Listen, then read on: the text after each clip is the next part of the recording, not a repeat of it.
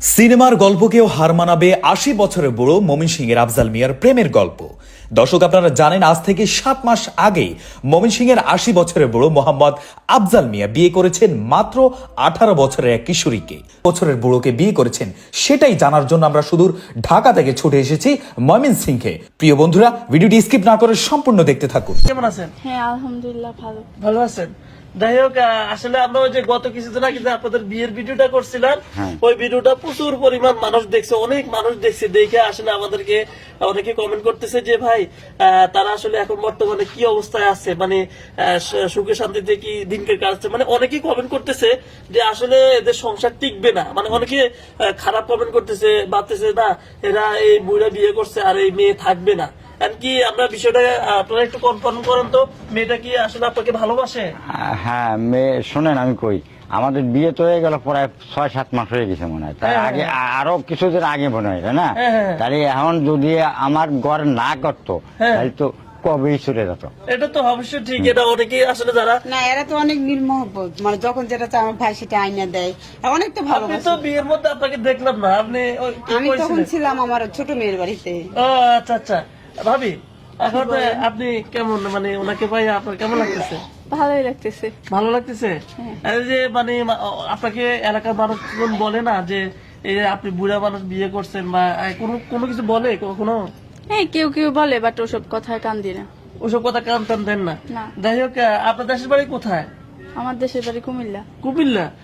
Uncle বাড়ি তো এখানে গাজীপুর। হ্যাঁ, যাই হোক, আসলে আপনার খুবই মানে ভালো লাগলো। আপনাদের এই ভিডিওটা আছে না, অনেক পরিমাণ মানুষ দেখছে, বিদেশ থেকেও দেখছে।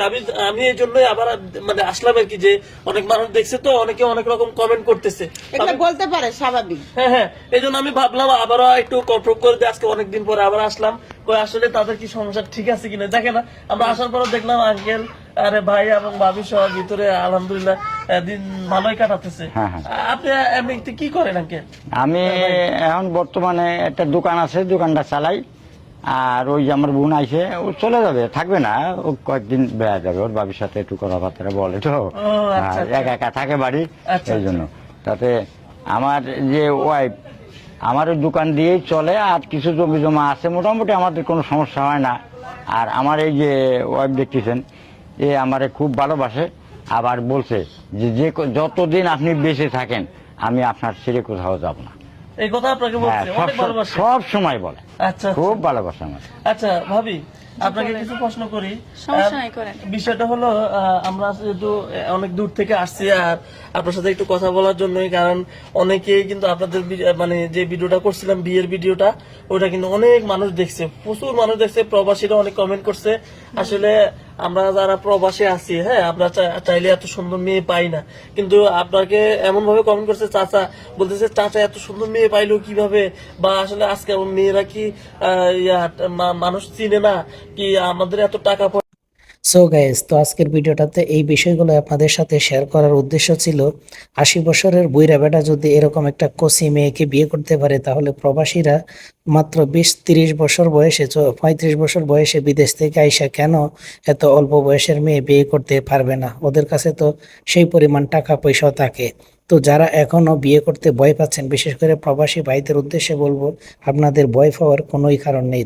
৩০ বছর ৪০ বছর বয়স এটা কোনো বয়সই না। যেহেতু এই বুইরা চাচা ৮০ বছর বয়সে ১৮ বছরের মেয়েকে বিয়ে করতে পারছে, তাহলে আপনারা প্রবাস থেকে আইসা কি জন্য টেনশন করবেন? মাত্র ৩০-৩৫ বছর বয়সে আপনাদের কোনো টেনশন করার কারণ নেই। আর যদি টেনশন করেন তাহলে এটা আপনাদের ব্যক্তিগত ব্যাপার, কারণ আমি ব্যক্তিগতভাবে মনে করি টেনশন করার কোনো কারণ নেই। যদি টাকা থাকে তাহলে কাঠের পুতুলও কথা বলে একটা কথা আছে। তো এই যে মেয়েটাকে দেখতেছেন, এত সুন্দর একটা মেয়ে এরকম এই বুইরা ৮০ বছরের বুড়া বৃদ্ধ লোককে বিয়ে করছে, তো সে যদি এই বয়সে ৮০ বছর বয়সে বিয়ে করতে পারে, তাহলে আপনারা ২০-৪০ বছরে টাকা থাকলে কেন বিয়ে করতে পারবেন না? অবশ্যই পারবেন।